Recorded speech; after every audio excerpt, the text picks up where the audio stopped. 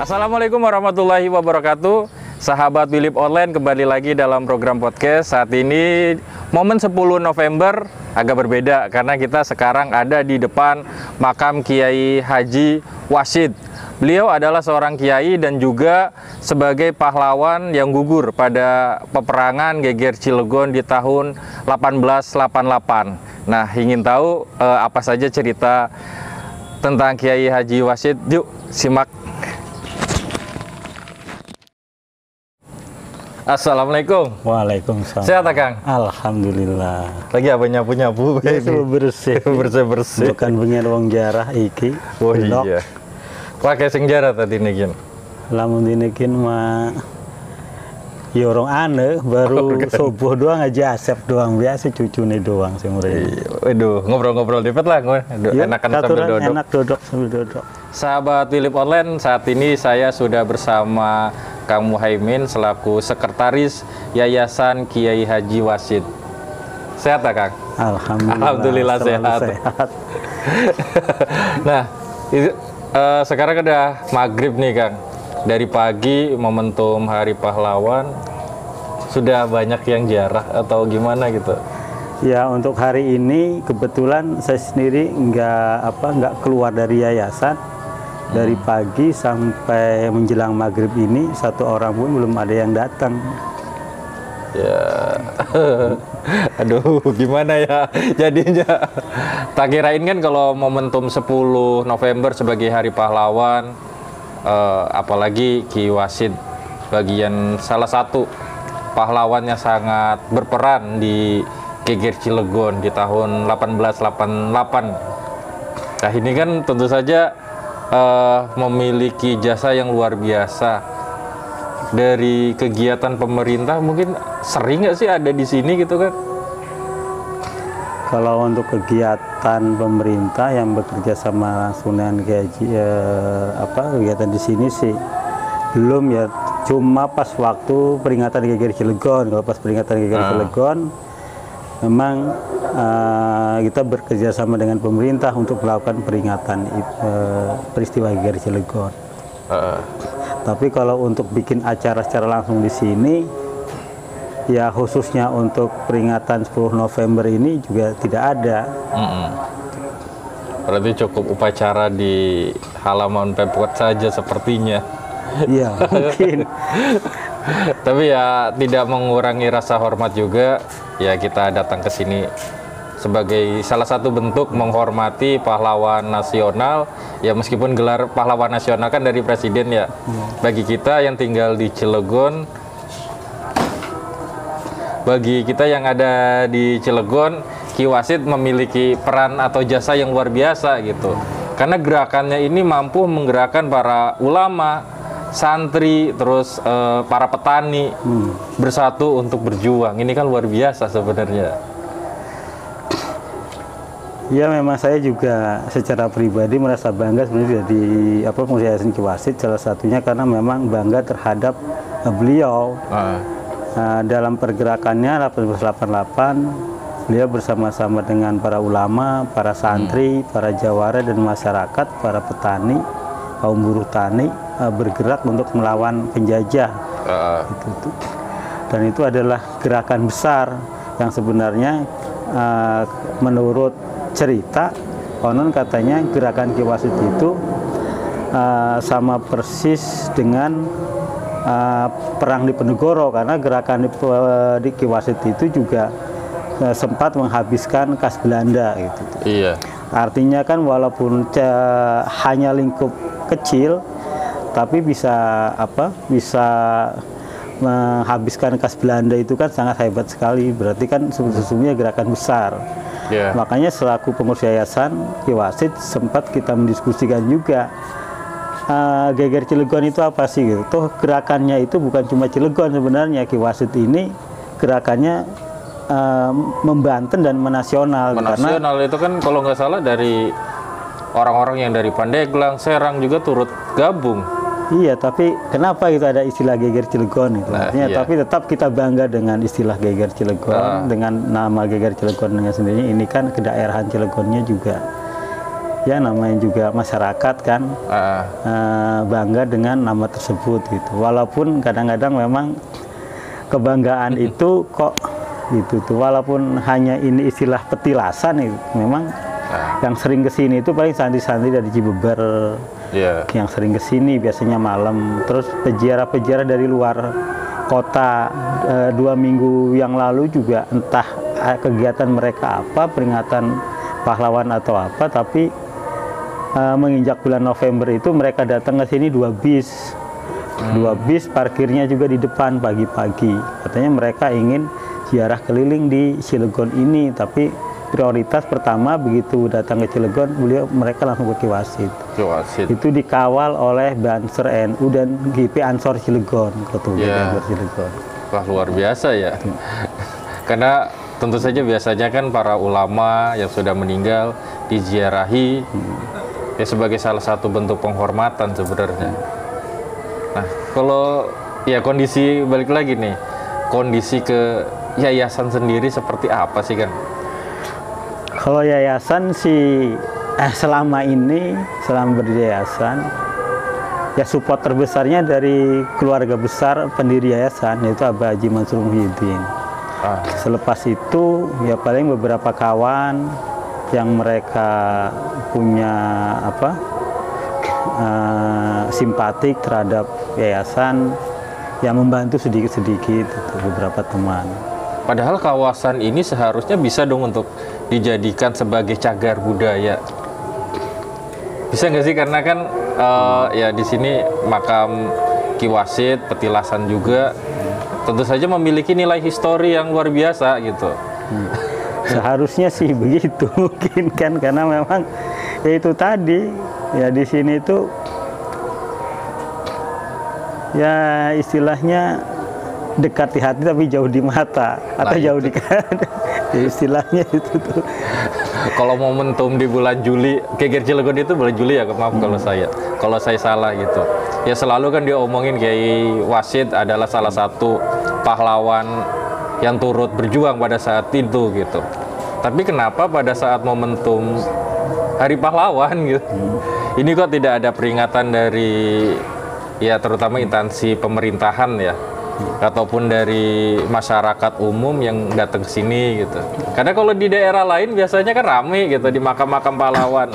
Makanya saya juga sempat, jadi saya kenapa misalnya tadi saya bercerita bahwa saya hari ini nggak keluar dari yayasan, karena asumsinya kan pas waktu peringatan Geger Cilegon, itu banyak yang kesini gitu tuh.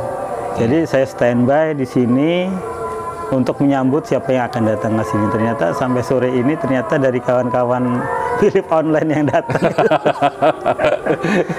Saya kira juga bakal rame nih di Yayasan Ki Wasit gitu ya. Ternyata sampai sini hanya ada anak sekolah yang baru keluar dari kelas gitu. Sampai sini malah sepi. Aduh, gimana ini? Padahal ini kan menurut Kakang juga layak nggak sih kalau ini sebagai cagar budaya, sebagai kawasan yang bisa dikatakan ya memiliki nilai histori gitu? Seharusnya ya sangat layak, karena memang Ki Wasit sendiri kan walaupun sekarang belum menyandang gelar pahlawan nasional, tapi beliau juga sudah mendapatkan penghargaan Bintang Mahaputra dari zaman presidennya Gus Dur. Dia sudah mendapatkan penghargaan Bintang Mahaputra. Dan dengar-dengar sekarang mau diusulkan oleh dinas katanya untuk menjadi pahlawan nasional. Tapi baru dengar-dengar gitu. Baru dengar-dengar. Tapi beberapa kali memang Kiai Haji Wasit ini diajukan. Cuman ya tidak sampai atau belum terwujud lah. Sepengetahuan saya sih seperti itu gitu.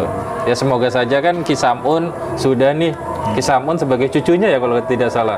Iya, sebagai cucu. Nah, sebagai cucu dari Kiai Haji Wasit sudah menjadi pahlawan nasional gitu ya. Mungkin nanti semoga saja Ki Wasit juga akan segera ditetapkan sebagai pahlawan nasional. Amin. Amin. Karena kan ya kembali lagi Geger Cilegon memiliki histori yang luar biasa. Tidak hanya di Cilegon tapi melibatkan masyarakat atau warga Banten itu berkumpul dan melakukan perjuangan perlawanan terhadap Belanda. Luar biasa sih sebenarnya ya Kak? Iya, sangat luar biasa sekali Kak. Dan saya juga kalau orang-orang tua itu pada umumnya mereka tahu tentang sejarah Geger Cilegon. Jadi di saat sono misalnya saya waktu itu ke Ujung Kulon karena memang makam beliau juga ada di Ujung Kulon sana satu. Iya. Jadi saat singgah-singgah di warung itu begitu ngomong udah habis ziarah ke makam Ki Wasid, mereka tahu. Mereka tahu, artinya dan mereka ya bercerita gitu sejarahnya. Ya, saya juga sempat kaget loh orang-orang ini pada tahu gitu. Di Cilegon sendiri kan hanya orang-orang tertentu yang tahu sejarahnya. Iya. Apalagi anak-anak SMA ke bawah ya, SMA, SMP, ya mereka nggak tahu, cuma hanya dengar Ki Wasid. Di saat ngomong Ki Wasid pun, ya siapa Ki Wasid gitu. Di mana makamnya? Di mana makamnya? Gitu. Nah ini kan penting banget gitu untuk menjaga apa ya sejarah agar tidak hilang. Tentu saja kan ini kalau dijadikan cagar budaya, terus kemudian ada museum, terus literatur tentang para pejuang Geger Cilegon, kan Cilegon setidaknya memiliki identitas yang ada gitu.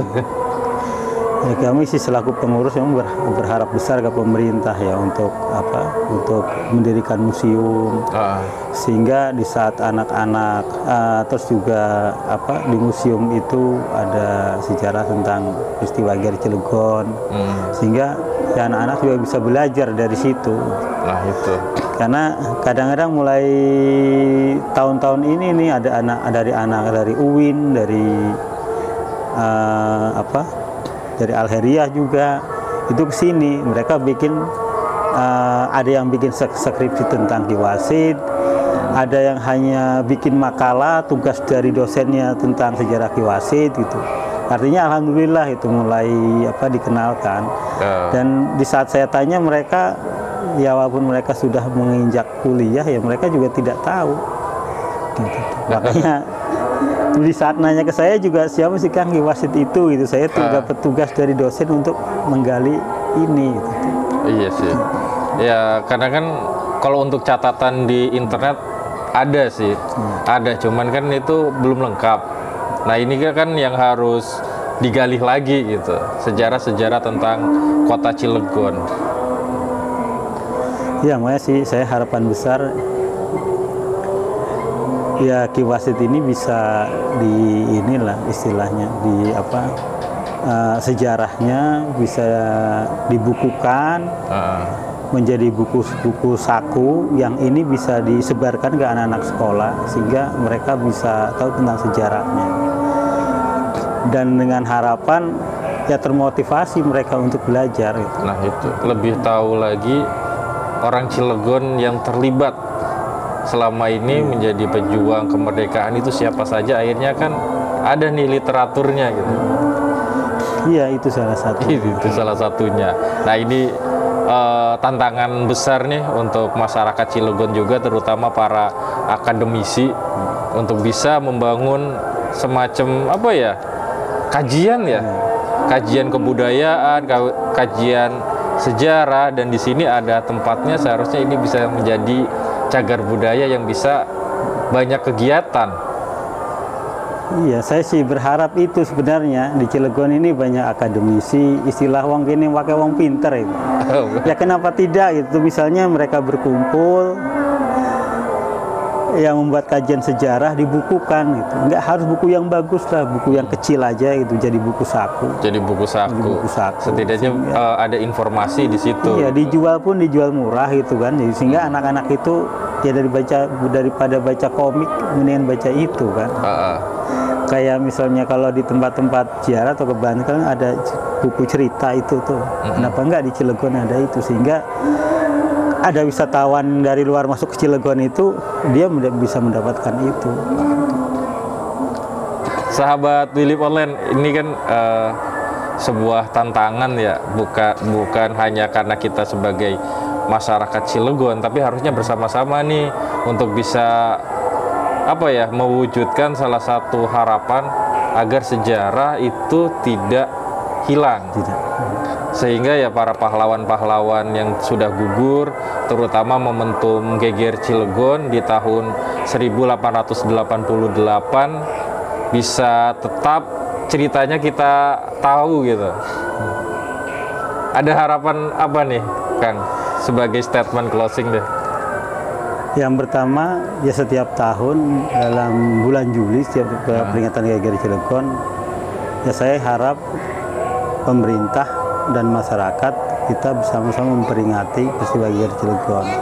Karena yang gugur di saat itu bukan hanya Ki Wasit, banyak pahlawan Cilegon yang gugur. Kenapa tidak kita peringati? Toh peringatan-peringatan yang lain bisa dilakukan, kenapa ini enggak gitu kan? Dan alhamdulillah kan tahun ini peringatan GGR Cilegon dilaksanakan. Semoga tahun yang akan datang peringatan lebih meriah dan semua rakyat ikut memperingati dan lalu bisa kirim doa ke beliau-beliau yang telah gugur di tahun 1888. Iya. Baik, terima kasih ini Kang. Semoga di Yayasan Ki Wasit, terutama Ki Wasit juga tetap diberikan kesabaran, istiqomah dan tetap menjaga kelestarian kawasan Ki Wasit ini gitu. Sekali lagi terima kasih nih Kang sudah berbagi informasi. Sahabat Wilip Online, terima kasih sudah menyimak obrolan kami. Sampai jumpa pada program podcast selanjutnya. Saya Mang Pram pamit undur diri. Assalamualaikum warahmatullahi wabarakatuh.